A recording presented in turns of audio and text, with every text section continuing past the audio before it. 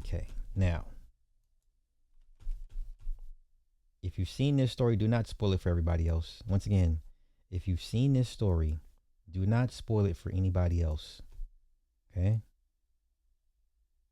Do not spoil it for anybody else if you've already seen this story. Let's go. I'll be using code names tonight because I don't want to get sued, which means you're getting some really hot celebrity goss.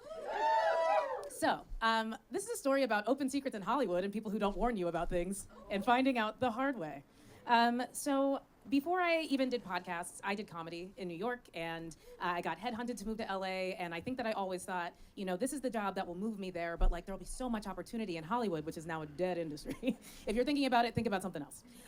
But at the time, you know, 2020s, I'm like, this is great. And I had just done a show for Comedy Central that was starring me and my friend who was in a movie with Ryan Gosling recently called, what's the movie called? Project Hail Mary, yes. So my friend Milana Weintraub, shout out, she and I made 3 sketches for Comedy Central. They went really well, and then COVID happened. And so we had this big dream of getting a TV show, and it really got dashed. But, you know, I realized I liked making sketch comedy. I liked having the big production behind it. I was tired of being like a self-starter. I wanted to sell out. And I got the opportunity. A few of my friends who work for different television shows came to me and they said, do you want to make a sketch comedy show, your star vehicle, where, you know, it'll be you and you'll be writing about, you know, the media and misinformation, but like through the lens of sketch comedy? And I was like, yes, but I need someone to help usher me in. And so one of those friends said, hey, I've got a great person to give you this opportunity. He is, and I don't think this is too shady, I think it's true, the less successful half of a comedy duo that was prolific in the 2010s. Oh. Perhaps, you know, I think their code names could be Locke and Banana. And Locke is gonna use his name to carry you to the forefront of pop culture. And so we came up with a pitch. We practiced it. It was like so good. I mean, like not only is there a keynote presentation, but there are videos. We get one of the people pitching with us to go on Pierce Morgan and force him to say the tagline from the show, unwittingly. We are selling the show all over town. And, you know, we get a few offers, which is like a feeling that like is unlike any other, where you're like, we are wanted. Like it's coming together. And during the pitch process, Locke gets his dream. He's asked to host SNL. And he does. And we have this agreement. We're like, and you're going to say the name of the show. You're just going to put it in there at the... Now, see, I just said, don't spoil it for everybody else. Did I not just ask to not spoil it for everybody else? I just asked, don't spoil it for everybody else.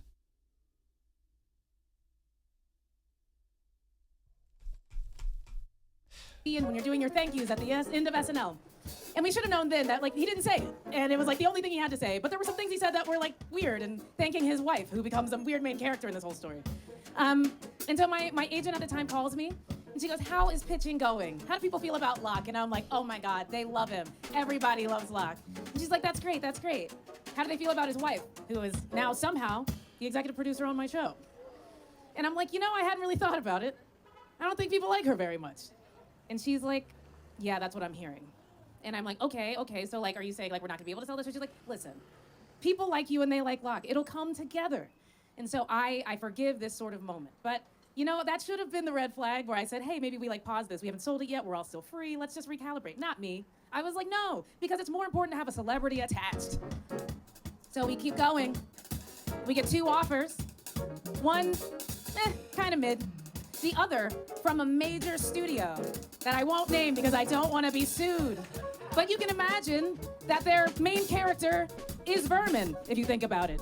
If he was in your house, you wouldn't like that. But if he was at a theme park, you might be excited to see him. So we signed the deal. We are locked in. We are getting several figures. It's all gonna happen. It's gonna happen. And so I'm celebrating one day. It's the Olympics that didn't happen in 2020. It's the weird 2021, and I love the Olympics.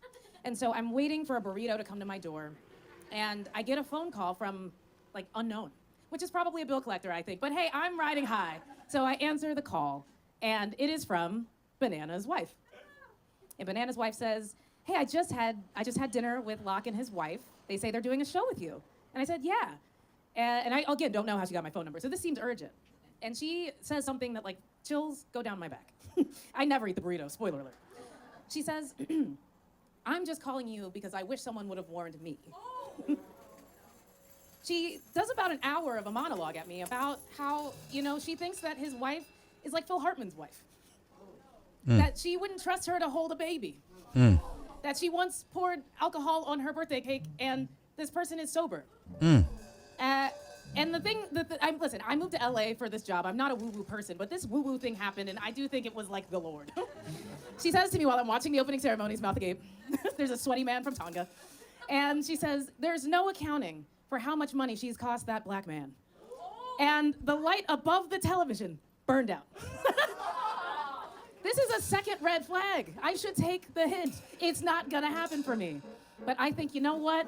Me and Ratatouille's boss, we're gonna keep going. They don't have to be that involved. They're non-writing EPs. They're just lending their name to the project. So we start grinding on a pilot. That's the job. We are meeting, and I'll tell you, Locke is busy shooting a movie with Timothée Chalamet, a remake of some sort of property that never needed to come to fruition. Hasn't helped Timmy's career at all. And I asked my agent, I'm like, should I fly to London? Should I warn him about what I've heard? And she said, that's a grown-ass man. He chose to marry that person. Don't do it. And so we just keep writing on it. Finally, we're in pre-production. This is like May 2023. And I'm excited. We're doing like a last meeting about going through the sketches. We're all feeling good about it. And for once, the wife joins the call. First of all, she comes on and then yells at everybody because she said she got the wrong Zoom, but everybody else was on the Zoom. Anyway, she's here to offer notes. Yeah, she has no credits without this man. Her notes are, comedy happens in threes.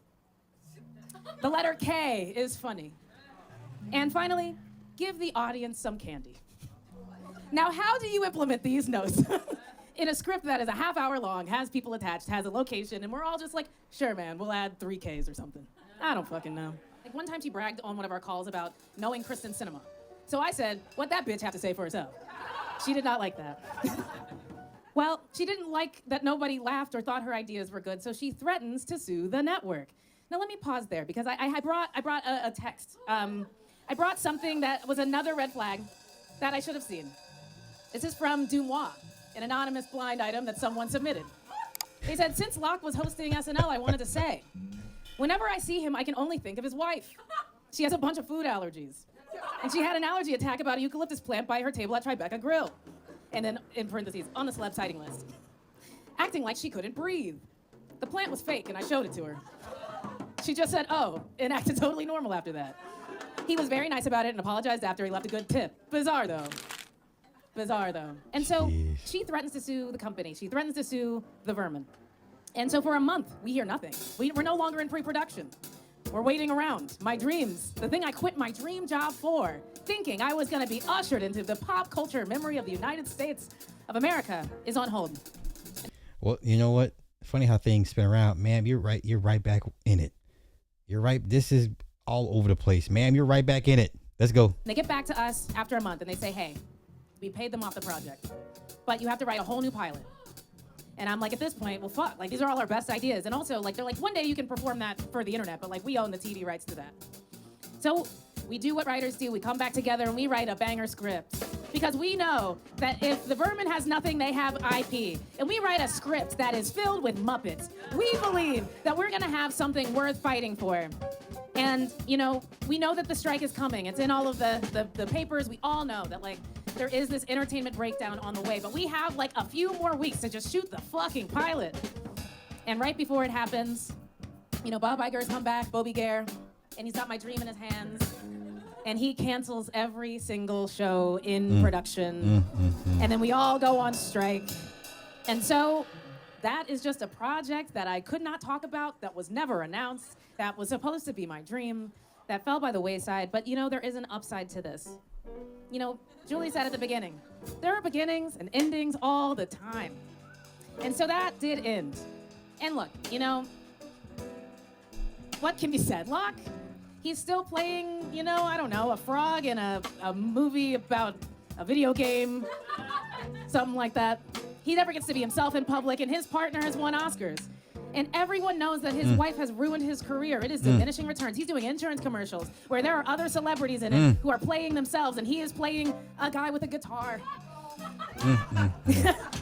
And that's the story of how close I came before Hollywood died. Bless her heart. Okay, so if you haven't figured out, thanks, Roscoe. Talking about Key and Peele. Now, I had a friend who used to work for Key. And another part of the reason why they fell out is because Jordan made the movie Get Out. His wife was the inspiration for the mother. Okay. It's all alleged, but this is what he told me that, yeah, Jordan, the mother with the spoon, the inspiration was Key's wife. Yeah. That's how bad it is. Let's go. Item. This video is going around. You can actually find it on here of Akilah Hughes on 427. She's doing a stand-up.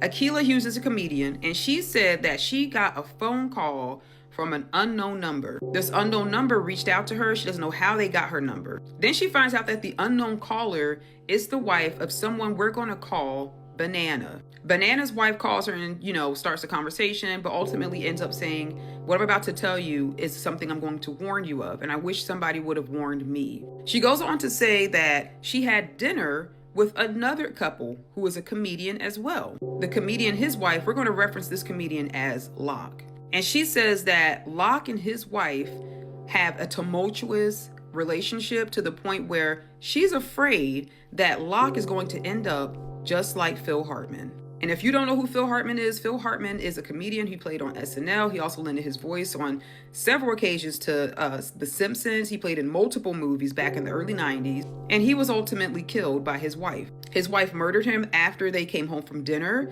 and then she unalived herself. But there were so many reports of his wife being abusive while he was doing rehearsals or in his dressing room, breaking and throwing things. Now, to be fair, would you call Phil Hartman a weak man for letting his wife do what she did to him? I think most men would be like, yo, you can't let her, law of the jungles, self-preservation is the number one rule, Like when I see these horrific stories of the man being beat up, like, man, just fight back. Like,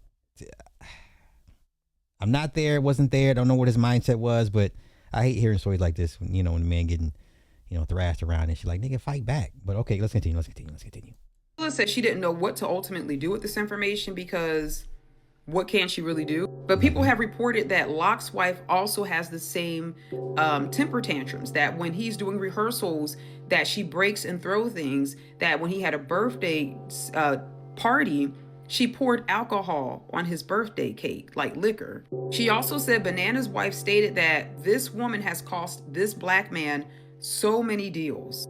It's speculated that's what ultimately led to the end of their show that they had together. Now, who are we referencing when we say Locke and Banana? So Banana, Jordan Peele. Locke is Keegan-Michael Key, and this is his wife. There are allegations that she has a very bad anger problem, that he cannot rehearse without her being there, that he's afraid to not have her present when he's going to certain events and things to that extent. It's alleged that that's what ultimately led to them not being a duo anymore. I won't say the show itself, but them just being that paired duo. If what she was told or what she stated is actual fact, then he needs to do something. He needs to do something quick. I don't think people realize that men can also be in an abusive relationship. Yeah, men just don't pack up and leave. Phil Hartman didn't do it. A lot of guys are in Key's predicament, just don't pack up and leave. That's not what men do. Sorry, they just endure. They endure. Especially when the woman looks like her. Okay. That's all I got. Shit. That's all I got. That's all I got.